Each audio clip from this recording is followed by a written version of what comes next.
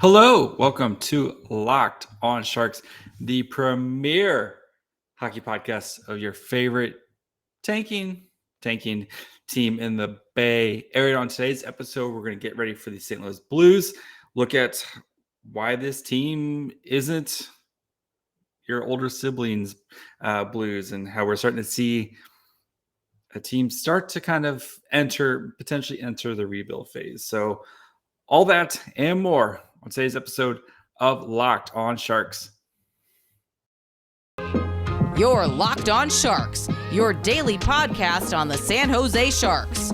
Part of the Locked On Podcast Network, your team every day.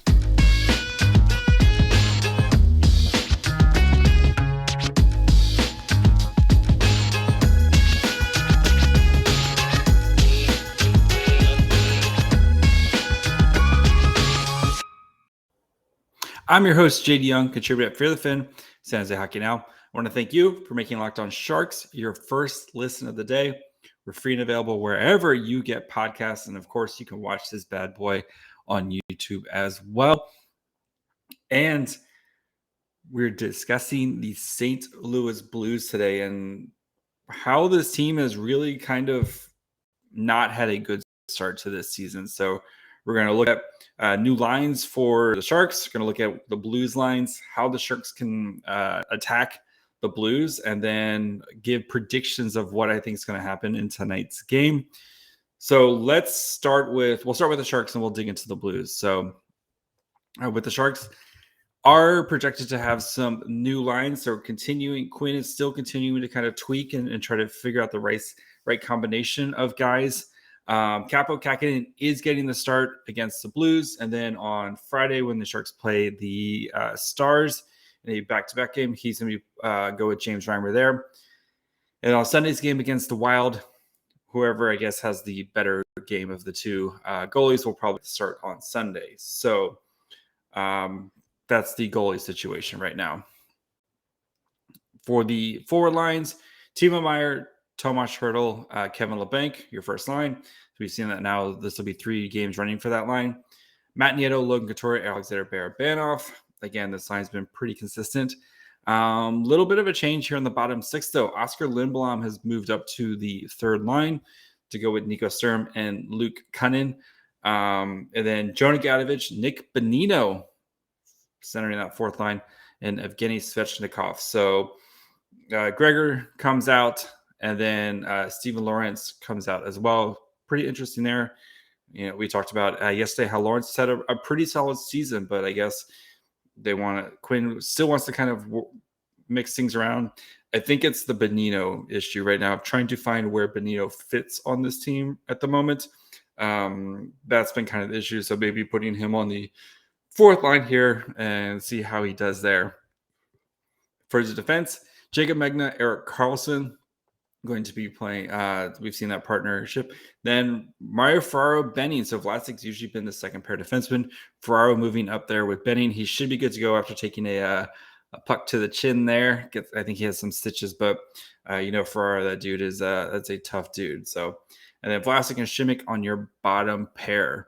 So a little bit of just a couple tweaks there. Nothing super, super major, but Quinn continuing to try to tinker with it and try to find the lineup that he likes. But again, I think it's the Nick Bonino, what to do with Bonino right now, because I tried playing him on the second line with Couture, who had success last season. Didn't really have as much success now. Tried playing him at 3C, quickly lost that job. Tried playing him on Nico Sturm's wing, and apparently they don't like him there.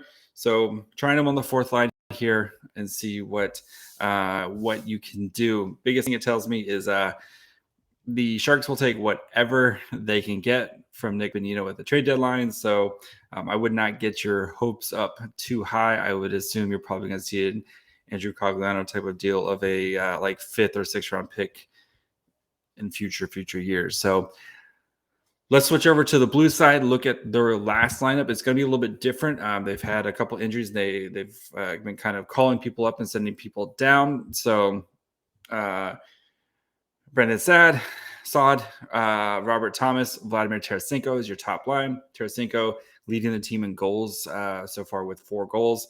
The Russian sniper, absolute. You don't want to leave him alone. Really glad to see him playing well again, especially after the shoulder surgery he's dealt with the last couple of years. Dealing with a shoulder injury. The dude can shoot, so do not want to give him time and space with the puck. Pavel Buchnevich, Braden Shen, Jordan Kyrou. Jordan Kyrou is a superstar in the making. If you haven't watched Kyrou play, the dude is fast. He can shoot. He's got hands. Kyrou is, yeah. So him and Robert Thomas both very good this summer. They both got matching 8-year, $65 million deals. So they will be around for a while. Those deals don't kick until after this season. But both got matching deals, both going to be with the Blues for a long, long time. That is your future of the Blues right there. I think they're like 23 and 24. Like, these guys are young. They're very good. Jordan Kyrou can make you pay. Last game, Logan Brown was Ryan O'Reilly and Ivan Barbashev. Logan Brown is now on IR with a upper body injury. And then Jake Neighbors, Noel Akari, Alexei Tarabachenko. We'll go with that. Neighbors got sent down, and Logan Brown also, like I said, is on IR. So they did call up to players. Josh Levo, who's been kind of a bounce around AHL, NHL tweener type of guy. And then looks like we might potentially get a NHL debut and Nikita Alexandrov. So if he's making an NHL debut, you can 100% assume that he's going to score in his first game against the Sharks, just because you guys know the Sharks. Find somebody who loves you like the way the Sharks love giving up first NHL goals. So on defense, Torrey Krug, longtime Boston Bruin. Colton Parayko, Nick Leedy, who used to be a Detroit Red Wing that they got in the last year at the deadline with Justin Falk, Nico Mikula, and Robert Bortuzzo. And then in goal, we all know good friend Jordan Binnington and Tom, actually both good friends here. Thomas Grace, former Shark, and then Jordan Binnington. I assume Binnington's going to play. Grace played on Tuesday, and we all know about Jordan Binnington and his love of filling his big boy diapers whenever he gets a chance. We'll get into Binnington here a little bit and kind of why he struggled this season. So those are the projected lines for this game. It's a 5 p.m. Pacific time game. So if you're like me, you're going to be try and get home from work as soon as possible so you don't miss puck drop. But I do personally, I like these like central time games because game's over by like 8, crank out an episode, and then you actually can go to bed at a normal time instead of being up till 12, 1 a.m. But that's just a personal thing.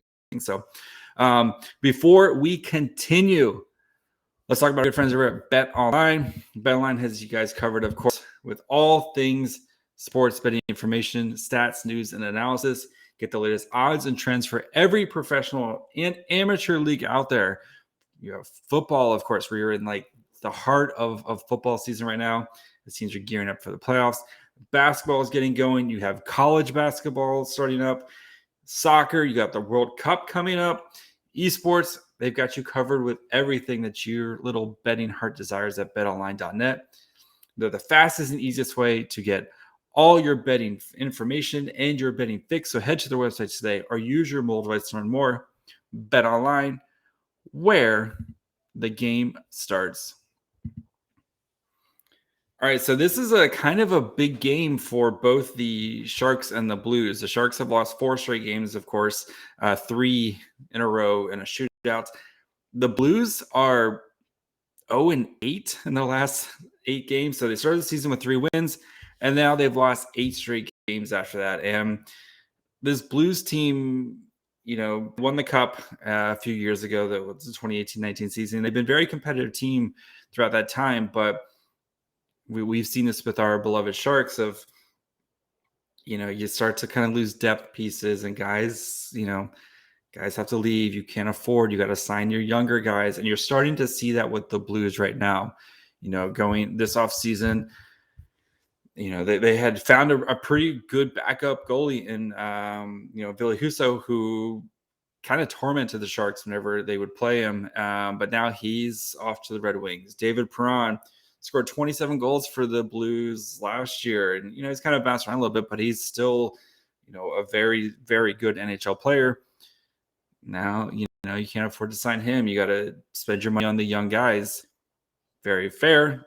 Kyrou and Rob Thomas, both excellent players, but we see that kind of attrition of being good, right? And the Sharks went through this. You can't keep Joe Pavelski. You can't keep, like those type of guys who help you win a cup. And then so we're kind of starting to see that with them. So, and they've been good for a while, so they haven't been able to kind of have really, really high draft picks. I mean, I think Jake Neighbors is going to be a pretty solid player, but they don't have those like kind of blue chip prospects that you can, at least like with the Sharks, you can like point to William Eklund and be like, okay, William Eklund, blue chip prospect, right? Top 7 pick in the draft. You can point to that. They're kind of starting it right now. So we'll see how they handle this season. If maybe they can kind of go with a reload.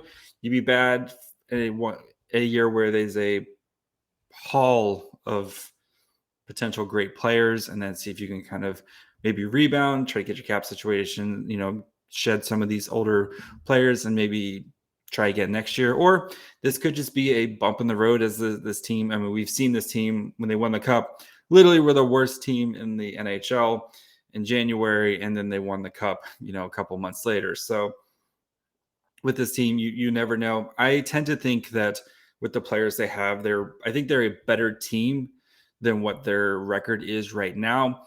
They've been bad offensively, but I think there's still a lot of talented players on this team, and I think they'll start to turn it around and probably be closer to like a 500 type of team. I don't know if they're a playoff team right now, especially with this bad of a start, but I think they're a much better team than all the numbers are saying right now. So it's still very early for them, but coming to the numbers, though, I mean, this team right now is struggling offensively, where they are just can't score goals. This team last year was a sneaky, really good offensive team. They were third in the NHL in goals scored last year, like better than the Colorado Avalanche. Like, this surprised me when I looked at the stat of where they were offensively last year, but they just have not gotten the production. And a lot of that for them is not their 5-on-5, but their special teams, where this power play was lethal last year. They were one of the top 5 power plays in the NHL last year. And then their penalty kill is very good. Well, right now the power play is kind of middle of the pack, and the penalty kill is really, really bad. So those are the kind of the things that have been killing them. So if you can't score goals at 5-on-5 and your power play is not as good and your penalty kill is worse, you can see how you can lose some games here. So they're a team that's kind of built on goaltending. Don't get killed at 5-on-5 and take advantage of special teams, much like the Sharks are right now, right? But they have a much higher ceiling because you have better players, and Jordan Bennington, who's we know what Jordan Bennington can steal you games, and he can definitely lose you some games as well. So, but Bennington this year has been kind of an issue for them. His expected goals saved, he is 60th in the league right now when it comes to expected goals saved. He is at a solid minus 3.4 goals saved above expected. 60th out of 70 goalies who've played so far this year. And for him, it's the high danger saves. He is not making as many high danger saves as you would expect out of him. His high danger save percentage is expected to be about 633. So pretty close to 2/3. His high danger save is actually a 526. So those high danger saves are what are killing him. So that's where the Sharks can attack. If they can, they've done a much better job recently of getting these high quality, high danger chances, especially against the Ducks last week. If they can continue to do that, that's where they can attack it, is get up to the net, get those dirty goals, make Jordan Bennington have to work and fill his little diaper, because we know what the shenanigans that Bennington has. So that's going to be the Sharks' key to attack, is get as close to the net as often as you can, and try to shoot as often as you can from as close to the net. So point shots and stuff like that, like Bennington's going to stop all that stuff. You have to get close, shoot from the slot, shoot from right in front. So keep doing that. You're going to have success, especially against a team like the Blues right now, who are struggling offensively. So not that the Sharks are much better, but we've seen the Sharks, their play has improved the last couple of weeks. So on the Sharks side, though, they do have Kaapo Kahkonen, who's expected to start. He has not had a good season. His his goals saved above expected, is at a negative 6.2, which is 66th best in the NHL. So this could be a very good get right game for Kaapo Kahkonen as he plays a team that is struggling to score goals.